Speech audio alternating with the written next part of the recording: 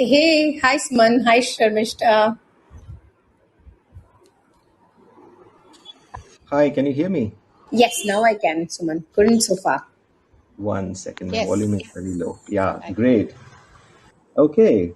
So, Divya, how are you doing? I'm fine. I'm doing well. I'm fine. And I guess how ironic is that considering the topic of the circle, Suman? But Exactly. It is ironical. Let's but talk about that itself, right? The topic today absolutely. is I'm fine. Yeah. So it seems like, how are you is a question we often ask at work, just like I asked you. And the most common response is I'm fine. So we really don't get a response to the question. It is really like a greeting. But how do we tell if the other person is really fine? Okay, can I confess here? I find that question very awkward to deal with somehow Okay. because, uh, the standard response to it, I'm fine, thank you, and how are you doing? It sounds very forced to me somehow, but in a very formal context, like at a workplace situation, like you said, if it's meant as a greeting, that's all you can say, right? You don't launch into your entire life story and what happened to you over the weekend and yesterday night and what's happened. I mean, you don't do that. So, Sharmista, I think that's exactly what we want to talk about today. We don't want to launch into a life story at the same time. If you keep on saying I'm fine, I mean, I think we're losing out in terms of being open and honest. So, shall we just kind of talk through some of the topics? Absolutely. And Suman, just to add to what Sharmishta was saying, right? It's almost like when, and even no matter what the context, right, Sharmishta, even if it's friends, it's somehow rude almost to tell somebody how you really are doing when it's a greeting, right? When how are you is a greeting. Imagine going even into that with don't even ask, right? There's probably one or two people in your lives where you could get into that, but it's interesting. It almost seems rude to be authentic, right, Suman, at that point? Yeah. Yeah, I So, agree. I agree. Totally. yeah. So, I think where I would differ a little bit is that I feel we need to be more open and Yes. honest, right? Of course, it brings its own vulnerabilities.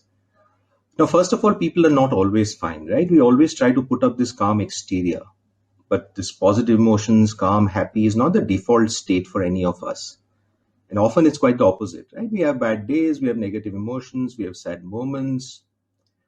Now, can we tell the truth whether we are really fine, right? To your point, Divya. Now, whether we can be authentic and genuine depends a lot on the environment. Like you said, you can open up with a few friends, but what about at work? Now, research tells us that people have more job satisfaction and engagement when they do feel more authentic at work. And if you are saying something which is different from what you're feeling, you're not being authentic. No, absolutely. I agree. I think so. I cannot stress enough the importance of being authentic, right? To being Right. vulnerable and to being your true self, right? And speaking as it really is. But sometimes, for example, a lot of the times, right? It's also putting that person in another spot, right? Like Sharmishta said it about awkwardness, right? It Yes. is, when I do share my challenges, right, that Correct. other person is almost being put in a spot of being a therapist, or how do they expect that they guide me through the problems, and that's not what I want to put them in a spot of either, right, Suman? So what are your thoughts on that angle, right? What am I supposed to do, right, as the person who is dealing with a person that's maybe. Yeah, I Great just question. want I to think, add to that actually. So there is a time and space for calling attention to that, and you may be there for a completely different agenda. And I just don't feel it's very thoughtful for derailing that agenda and launching into your own conversation. okay. Yeah, I think, and what we are talking about is probably one of the key reasons why we don't want to go deeper, right? And we want to keep it at the surface level because we feel we're going to put the other person in a spot. But I think if we have to be emotionally supportive as a colleague at work, we just have to do a few things, right? Listen well, try to understand, empathize, not judge. I don't think we need to be a therapist or a master coach to do that, right? Um, it's just being there. It's just that you're signaling that you're a supportive coworker. No, I think the point that I was making is different. There is a time and place for a certain kind of conversation to be had, and not every time is appropriate because you make choices in life. You have certain things to do at certain points of time, and getting into that conversation at a time where something else is on the agenda would be disrespectful for the purpose why people have got there. So that's what I mean by the statement being more as a form of greeting than really getting into how you are.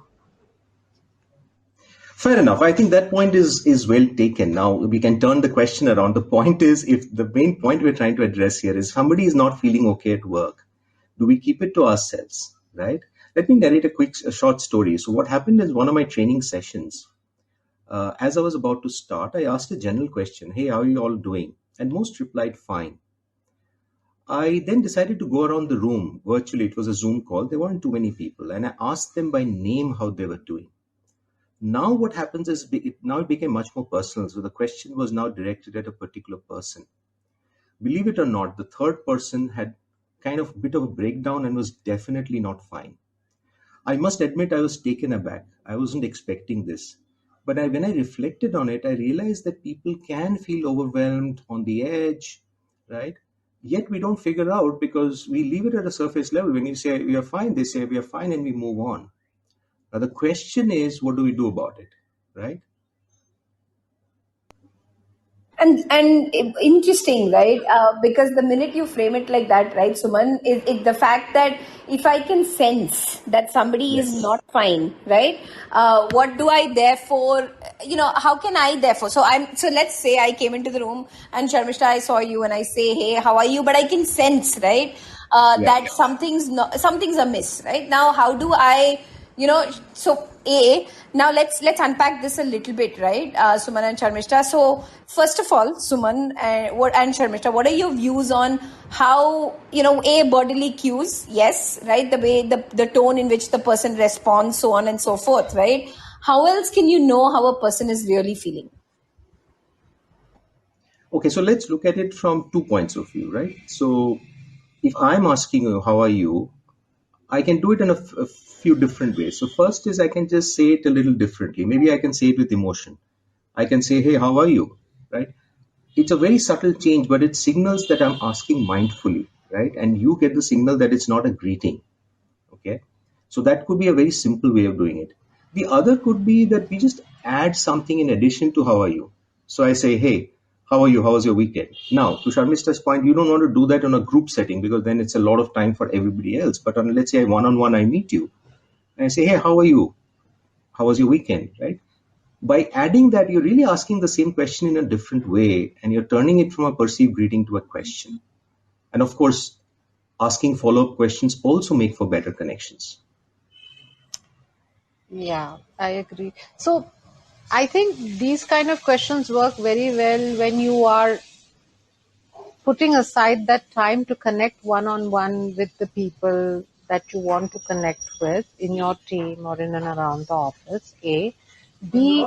I usually find these conversations work very well when we have it like, you know, around the pantry, the I used to smoke earlier, so I'm not recommending that, but Okay. slightly informal context. Um, so not exactly at the start of a meeting or in a formal conversation. So that works very well when you're just sort of catching up around the corner. Yes, yes. And the point is, we are not keeping aside time to do this, right? Let's say in the morning I meet up and I find that, say, Sharmishta, I ask you and you said I'm fine, but something, I read something different in the body language or whatever, and I thought maybe, there was something today was different. I might get the feeling that you're not fine, and I don't have to bring it up then and there because there could be other commitments, there could be a Yeah, meeting. But I can always totally go back agree. yeah, and I can always go back and say something like, "Hey, I felt something was off. So just checking in. Are you really doing okay?" Yeah, just make a mental note and Yeah, pick it up later. exactly. Absolutely. Yeah, yeah, Or I can say, "Hey, you said you were fine, but you looked a bit different or shaken. Is everything okay?" See, idea is not to pry, but being available. Now, yeah. if the other person wants to share, it's up. If you want to share, it's up to you. If you don't want to share, it's up to you. I need to respect that, right? The idea is also not to kind of probe too much, but the idea is to signal that yes, the person is there. Absolutely. I think that mental note thing, we all do that, right? Suman and Sharmishta, that because, and I think come back to the point that Sharmishta was making.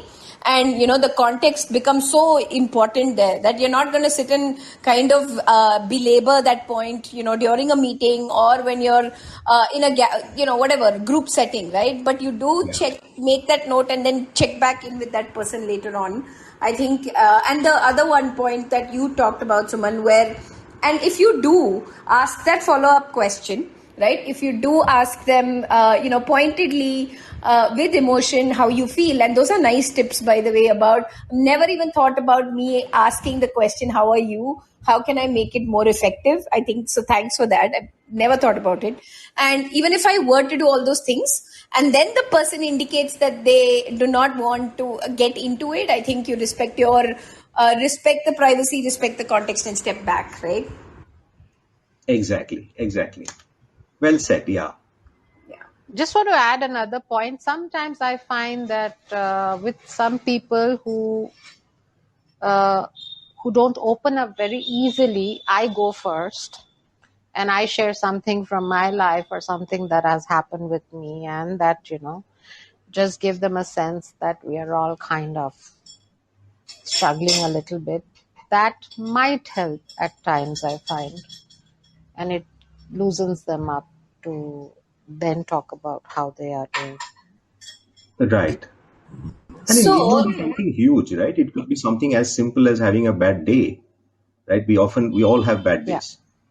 Now, at that point, it's okay to say, uh, you know, um, essentially say that what, it's not like a normal day. And best is not to say I'm fine because you're not. Hmm.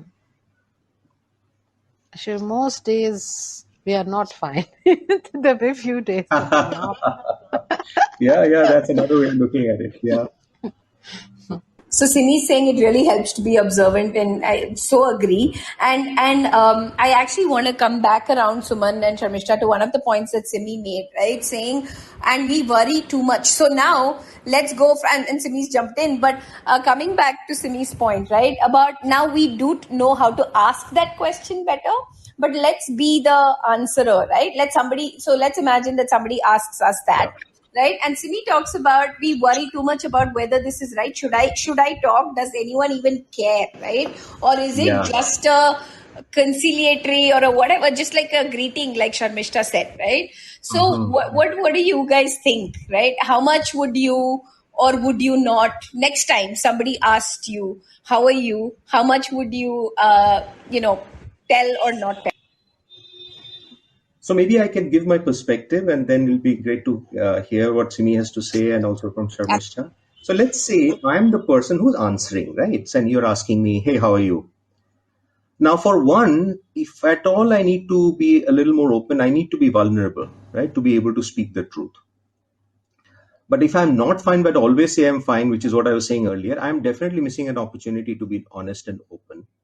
Now, at the same time, I don't have to open up fully and pour my heart out to you, right? Because it always also puts you in a spot, right?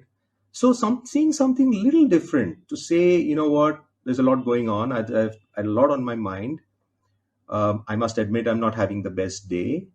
Saying things like that is essentially not revealing much, but tells you that it's not really a business as usual, right? Now, after that, how much I open up depends a lot on how you respond, right? Are you being supportive or are you just being nosy? Can I trust you that you will keep this to yourself and not tell anyone, right? And do we have that level of trust that we have, right? Talking of trust, maybe if you have a working relationship at some point, let's say you're my supervisor, if you had told me, hey, you know what, Suman, tell me when you're not fine. Yeah, I'm available for you. A simple thing like that could actually help me open up a lot more when I need to. And the other thing is, if I want advice, I will ask for it. And I think this is a thing which a lot of us forget, right? We like to give advice, right? But I think we don't have to preach, right? We have this tendency of offering solutions. So if I'm opening up, I don't want a bhashan from the other side, right? So one has to be a little mindful of that. You, on the other hand, can say, you know what, I hear you, or you want me to tell you what I'm thinking, or something to that extent, where essentially you're asking for permission whether you want an advice or not. So those would be the 2-3 things. But how I would respond is really clearly a function of how our relationship is and the level of trust that we have. Yeah, totally. So my response is 100% dependent on who is asking. Right. So depending on, as you said, the nature of the relationship, how genuine the question is, how much I trust the person. So all of those things would determine the response, which is true for all communication, actually. And Totally. Simi, do you want to jump in? But before Simi jumps in, just the small point to add to what Sharmishta was saying is that even if you really trust the person, right, Sharmishta, I think I really resonate with what Suman was saying about sometimes you just want to be, you just want to say stuff and you don't want solutions, right? So even with very, very close, my husband, my sister, a lot of the times I just want to say my piece and just be heard, and I don't want solutions, right? So that's the other Actually, husbands are the worst people to talk to. Seriously, They're oh always my jumping to give solutions. So I don't talk to my husband when I want to, vent. So actually, girlfriends are best for that. Absolutely. Simi, do come in now. I'm so sorry. So, no problem. So, I just wanted to share that, in our workplace, we have been, there's a lot of training around suicide prevention. And so, recently there was a case, I don't know if it was this year or last year, but two people, husband and wife, who both worked for the same agency. The husband killed his whole family and then killed himself. And so that brought about a lot of awareness to when you're talking about, are you really okay?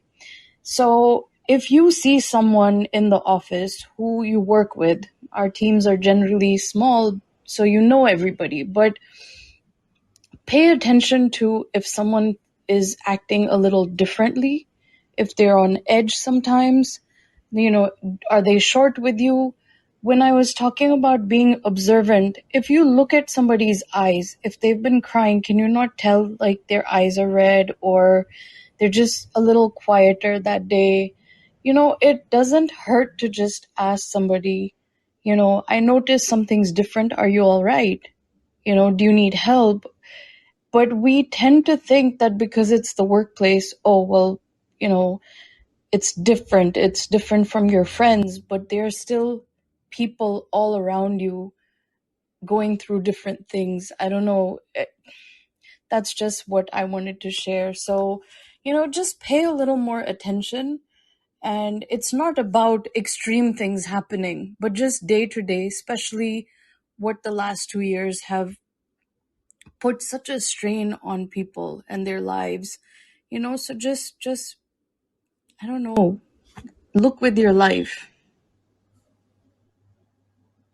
Thanks for sharing that, Simi. And it's really a wake up call for all of us. And I totally agree with you. It need not be only with your friends. The same thing we need at the workplace, right?